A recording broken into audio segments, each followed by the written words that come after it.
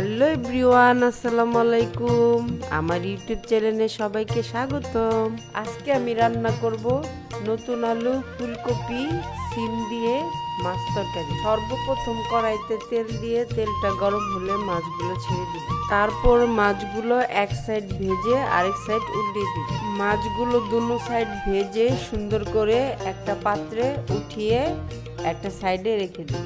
কড়াইতে তেল দিয়ে পেঁয়াজগুলো ছেড়ে দিলাম। তারপর পেঁয়াজগুলো নেড়ে চেড়ে নরম হয়ে আসলে 1 চামচের মতো আদা রসুন বাটা দিয়ে দিব, 1 চামচ হলুদের গুঁড়া, 1 চামচ মরিচের গুঁড়া, 1 চামচ ধনিয়ার গুঁড়া, জিরার গুঁড়া 1/2 চামচ, স্বাদ অনুযায়ী লবণ দিয়ে একটু নেড়ে চেড়ে 1/2 কাপ পানি দিয়ে সুন্দর করে নেড়ে চেড়ে মশলাটা কষিয়ে সবজিগুলো ছেড়ে দিব।